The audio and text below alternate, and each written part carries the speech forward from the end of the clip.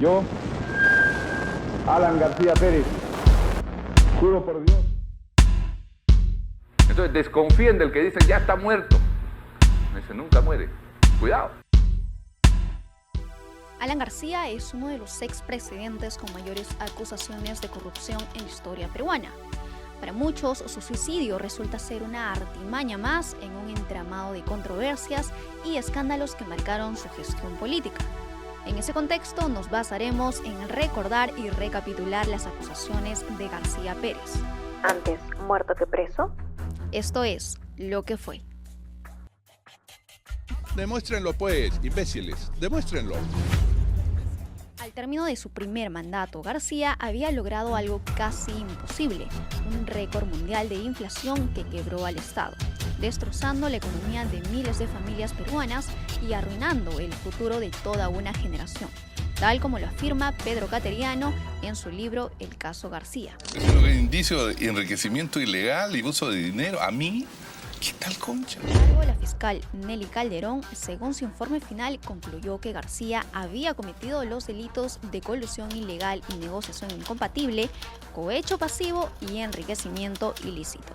Los principales casos involucran el caso Tralima, los dólares MUC, la adquisición del Canal 13 y los aviones Mirage. Para abordar estas cuestiones, se formó una comisión investigadora liderada por la fiscal Nelly Calderón y el vocal supremo Hugo Sibina.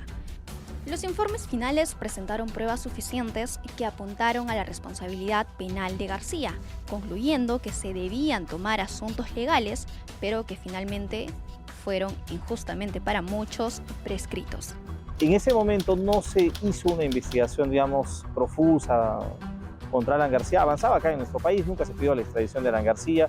Pasaron muchos años, después de todo ese tiempo, finalmente prescribieron estos delitos por los que se le acusaban y él pudo regresar para las siguientes elecciones libre de polvo y paja, o sea, tranquilo, sin enfrentar a la justicia, ¿no?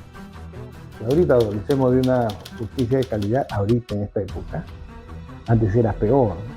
Entonces había un mayor manejo de la justicia desde el órgano político, es decir, los jueces bailaban un poquito al son que el presidente disponía del partido de gobierno. No había independencia real dentro del Poder Judicial. Que jamás podrán acusarme de enriquecerme. ¿Por qué? Porque el que se enriquece se va a gozar fuera, allá en Miami o en París. La investigación se inició en el año 1993 en Italia, cuando el fiscal italiano Vittorio Paraglio investigó un caso que involucraba a García Pérez. Se acusó al expresidente de haber favorecido a Tralima, encargada de la construcción del tren eléctrico en Lima, pues García había ejercido presión para que las autoridades peruanas seleccionaran a Tralima sin un proceso de licitación adecuado. Por adversario u opositor que sea, podrá negar la existencia concreta de este proyecto que ya comenzó. Aquí tenemos 2 kilómetros y 2 que son los primeros vagones que van a circular en este momento para comprobar la eficiencia y la realidad del proyecto. El testigo clave de todo esto fue Sergio Siragusa, quien era representante de Tralima. Este hecho fue probado gracias al levantamiento del secreto bancario y ratificado por la fiscal Nelly Calderón. Estuve y estaré dispuesto a responder por todos mis actos, pero a responder fundamentalmente por mi compromiso con las mayorías nacionales. Los sobornos de Siragusa a García no iban a una cuenta directa, sino que entra otro personaje en todo esto, Alfredo Zanatti, un empresario peruano amigo de García, quien le facilitó su cuenta bancaria en el Barclays Bank de Gran Caimán. Es decir, todos los sobornos de Tralima eran depositados a nombre de Zanatti. Para obtener los 25 millones de dólares MUC, al tipo de cambio MUC, usted tuvo que pagarle una comisión a Alan García. ¿Esto es verdad? Bueno, eso sí es cierto. Zanatti declaró que recibió millonarias asignaciones de dólares subsidiados por el Estado. Hablamos de los dólares MUC. García le había pagado $1.250.000 como comisión por el otorgamiento de los dólares MUC. Llamo por teléfono y le pido una cita. Entonces me dice, bueno, vente a las 6 de la tarde. Y él ese día me recibe. En Palacio de Gobierno. En Palacio de Gobierno me recibe. El mismo Alan García. El mismo Alan García me recibe. Y me dice, sin puntualidad, me dice, bueno, ¿y cómo es la mía? ¿Cómo es la mía? Sí, así es, me dijo. ¿Cómo es la mía? Entonces se quedó en un 5% del total de la cantidad de dólares. Es decir, 1.200.000. Del total. Si yo hubiera sacado 20 millones, hubiera tenido que entregarle $1 millón. Se sacó aproximadamente 25 millones, tenía que entregarle 1.250.000. Y no solo eso, sino que Sanati junto a García habrían comprado una aeronave, un caso relacionado con el enriquecimiento ilícito por parte de García, pues el desproporcionado aumento de su patrimonio no podría ser justificado con sus ingresos como presidente de la República, tal y como aseguraron Calderón y Sibina en el expediente de García, que dejaré en la descripción del video. Lo que jamás podrán acusarme es de enriquecerme. ¿Por qué? Porque el que se enriquece se va a gozar fuera, allá en Miami o en París. Bueno, el dólar MUC fue, creo que, uno de los que más afectó a nuestro país, ¿no? Porque se generó dentro del propio aparato del Estado una máquina sin parar de hacer billetes, ¿no? Entonces ocurría que el gobierno, cuando veía que faltaba dinero, comenzaba a sacar más y más de estos billetes, que finalmente terminaron afectando a nuestra economía y produciendo una inflación alucinante. Y claro, aquí hubo también grandes desfalcos, ¿no? Fue muy sonado, ¿no? Y se responsabilizó a sus malas decisiones el atraso que tuvo este tren eléctrico en funcionar, porque las empresas que querían hacer esta obra lo querían hacer ya, rapidísimo, para poder tener una concesión de 20 años. Sin embargo, el tren eléctrico no se llegó a avanzar hasta el segundo, pero después de muchísimos años, y se acusó de que todo había obedecido a un interés económico del gobierno, ¿no? Que había cometido en el primer gobierno. Ahí está también el escándalo del tren eléctrico, ¿no? Que empezó en su primer gobierno y que terminó siendo frustrada la construcción. Yo recuerdo en esos años 90 y tantos, 2000 algo, recorrer Lima y ver estas edificaciones que eran como unos elefantes blancos a lo largo de la avenida Aviación, donde no pasaba nada, ¿no? Entonces ahí también hubo grandes actos de corrupción que han quedado como que en la nebulosa, ¿no? No se han terminado de ver bien y de verificar por dónde fue la ruta de dinero, ¿no? Son delitos por los que él nunca va a pagar. El indicio de enriquecimiento ilegal y uso de dinero, a mí, ¿qué tal concha? Y por si fuera poco, el expediente sugiere que Alan García estuvo involucrado en la adquisición del Canal 13, lo que contribuyó otra vez al aumento desproporcionado de su patrimonio. Se establece que existía una vinculación económica entre García y Alfredo Sanati, quien abrió una cuenta bancaria específicamente para traer dinero destinado al Canal 13. Esta evidencia respalda la hipótesis de que García tenía un interés directo en el canal y que posiblemente era su verdadero propietario, lo que contribuyó a su enriquecimiento ilícito. Evidentemente un presidente en nuestro país no es que tenga un sueldo abultado, pues, ¿no? Y él, después de haber concluido su primer gobierno, pasa un tiempo todavía como oposición dentro del país, hasta que en el 1992, cuando se produce el autogolpe de Alberto Fujimori, fuga del país, ¿no es cierto? Porque lo iban a detener, esas eran las pretensiones. Es más, él relata esto en un libro, y yo también lo relato en el libro que escribí, que se llama Vivo Muerto. Indudablemente no tenía ni la experticia ni el manejo de dirigir adecuadamente un país, y había un tema de pugna entre los líderes apristas, y se comentaba mucho sobre malos manejos. Por ejemplo, los proyectos de irrigación en el norte de Chavimochi, que luego fue terrenos que fueron entregados también a muchos amigos apristas, ¿no? El tema del dólar MUC también generó mucha controversia porque generaba una iniquidad, porque algunos conseguían un dólar más barato frente a otros que no tenían. Y también se acusó de esos temas del mal manejo de la economía nacional, lo que generó una inflación terrible, ¿no? Y termina fugando por los techos a la casa de un exministro del propio gobierno de Alberto Fujimori, el señor Hurtado Miller. Y claro, ya en el extranjero se hablaba mucho justamente del lavado de activos que había habido de parte del expresidente Alan García, no cuánto había amasado de dinero. Se hicieron cálculos, me acuerdo en ese momento, hablaban de varios millones que él había sacado del país para comprar casas, por ejemplo, en París, vivir en zonas muy lujosas, en barrios muy lujosos. Hay videos incluso de él cuando estaba en estas zonas viviendo tranquilamente con su familia.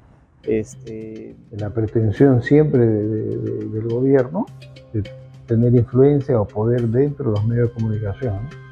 Y eso ha sido una constante del gobierno y lo es hasta ahora. Así que en su momento hemos visto el caso de Canal 2 con Fujimori, ¿no? Hemos visto el caso de Canal 5, Canal 4 en otros gobiernos, y el gobierno de García no fue la excepción tampoco, ¿no? Y otro caso más donde fue acusado en el caso de los aviones Mirage 2000. Para adentrarnos en el caso Mirage, tenemos que retroceder a 1982, en el gobierno de Belaúnde Terry. En este mandato se había firmado la compra-venta de 24 aviones Mirage 2000 mediante los contratos Júpiter 1 y Júpiter 11, pero problemas financieros impidieron que se cumpliera con el pago. Yo nunca entendí bien lo de los Mirage. Yo tampoco, César. Héctor Delgado Parque. Ante ello, al asumir el cargo, Alan García anunció que su gobierno reduciría la compra de los aviones sin considerar la opinión de la FAP, porque, según su discurso, el país no tenía los suficientes recursos para ello. Hemos reducido radicalmente una compra de aviones de guerra de alta sofisticación pactada con Francia. Se formó una comisión negociadora formada por el asesor del presidente Héctor Delgado Parker y el ministro de Economía Javier Abogataz. Ambos firmaron con el gobierno francés la reducción a 12 aviones Mirage 2000. Lo que llamó la atención en este caso fue que los aviones a inicios del contrato costaban alrededor de $15 millones cada uno, pero después del último contrato llegaron a costar aproximadamente $35 millones. Además, había cierta incertidumbre sobre el destino de los demás aviones, debido a que muchos países estaban interesados en comprarlos. En esa época los Mirage franceses eran unos aviones que la Fuerza Aérea los requería para poder tener una fuerza disuasiva respecto de Chile y en esa época también Ecuador, porque siempre nosotros teníamos conflicto con Chile y Ecuador, y si nosotros destacábamos Chile, seguramente que los ecuatorianos se iban a aprovechar para meterse en territorio peruano, porque ellos tenían una alianza, de tal manera que el Perú tenía que prepararse para tener dos frentes de batalla, uno al sur y uno al norte. Recuerdo los aviones Mirage, incluso hay un libro que se llama Pájaros de Alto Vuelo, que lo escribe un exdiputado aprista, donde él, en esta investigación que hizo dentro del Congreso, comienza a contar cómo es que opera el entorno de Alan García para hacer esta compra de unos aviones que no servían para nada, ¿no? Que no levantaban vuelo prácticamente, ¿no? Y cómo ahí se hicieron de mucho dinero también, ¿no? Es un libro que la verdad, cuando salió en su momento, después de la investigación que hace este diputado en el Parlamento, se sacó esta publicación, este texto, y al tiempo desapareció. No hay más. Yo conseguía. Sí, porque fue un hombre inteligente y patriota. Era un buen hombre, Héctor Delgado que Parque. hizo todo lo que pudo por reducir. Y yo se lo cuento en dos palabras. El gobierno anterior compró 26 aviones, los más caros del mundo, de manera criminal y en mi concepto, para aceptar sobornos. Pagó $150 millones antes de dejar el gobierno. Y yo me encontré con un contrato que declaré era nulo. Como no se podía anular sin perder los 150 millones. Recordemos que en esa época hubo un intenso debate sobre si era necesario armar al Perú o no, y porque los gastos militares son onerosos, ¿no? Los equipos militares son muy caros, y encima de eso, detrás de las compras militares siempre ha habido tema de corrupción, o sea, porcentaje que dan las empresas fabricantes, etcétera, a los compradores para facilitar el proceso de compra. Lo que pocos saben es que García, junto a Héctor Delgado, su asesor, viajaron a Marruecos, donde Delgado habría presentado a García a un personaje muy involucrado en los Mirage, el Asir, un libanés que se dedicaba al tráfico de armas y que además fue invitado oficial al juramento como presidente de García. La pregunta era, ¿quién vendió los 14 aviones casi listos y por qué el Perú no los revendió a terceros países? Ante esto, Pedro Cateriano nos dice: así se impidió una negociación beneficiosa para el país. De haberse vendido con autorización del gobierno francés el lote de aviones que el Perú no iba a comprar, se habría obtenido una utilidad de no menos de 300 millones de dólares. Hemos reducido radicalmente una compra de aviones de guerra de alta sofisticación pactada con Francia. Finalmente, este caso concluyó en enero del 2001. La justicia peruana resolvió que los delitos del señor García habían prescrito. Era inocente, pese a todas las investigaciones y pruebas presentadas por la Fiscalía. Pero la Corte Suprema decidió que por el tiempo transcurrido, los delitos del señor García habrían prescrito. O sea, no se le podía condenar. Haciendo un paréntesis y recordando que en esos años el Poder Judicial estaba formado y tenía una fuerte influencia aprista. No invoco prescripción, no, señor. Que algún error tuviera, lo pago. Pero me quedo. Y me rectifico si tengo error. El asilo es la última opción que puede tener un político cuando se cierran todas las puertas internamente. Pero mientras pueda asilarme con mis compatriotas, con mis compañeros y dentro del Perú, aquí estaré. Lo principal es que en una investigación criminal el tiempo que pasa es la verdad que huye. O sea, a más demora en el inicio de investigaciones, en el acopio de indicios, evidencias o pruebas, estos indicios, estas evidencias, estas pruebas desaparecen o se diluyen. Los testigos mueren, ¿no? O se van, o se olvidan, de tal manera que llegar a la verdad es cada vez más difícil. Y segundo, de que había injerencia en los órganos que administran justicia, entonces indudablemente estos procesos demoraban mucho, ¿no? Hasta cumplir el plazo de prescripción y de esa manera burlar la acción de la justicia. Creo que consiguió esto porque dentro del aparato del Estado, dentro de las principales instituciones, él tenía todavía muchos nexos, digamos, muchos contactos, ¿no? O sea, dentro del Ministerio Público, dentro del Poder Judicial, y otras entidades que, digamos, persiguen el delito, ¿no? Entonces, por eso me parece que finalmente no se le pudo juzgar. También tenía presencia en el Congreso de la República, ¿no? Que el Congreso de la República también realiza la labor de investigación y es un ente mucho más político, digamos, ¿no? Que podría haberle generado algún impacto de esa naturaleza, pero no hubo fuerza por ninguno de los dos lados. Así que... En primer lugar, dijimos que casi todo el aparato judicial había sido copado por el APRA, ¿no? No todo, pero sí un gran sector. Y eso indudablemente tiene un impacto en las decisiones, en las diligencias, en las acciones que hacía el Poder Judicial.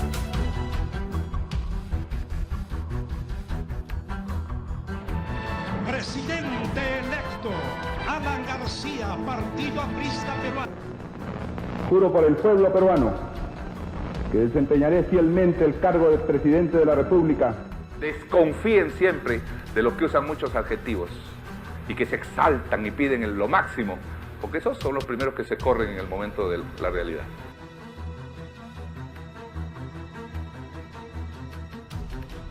Entonces desconfíen del que dicen ya está muerto. Ese nunca muere.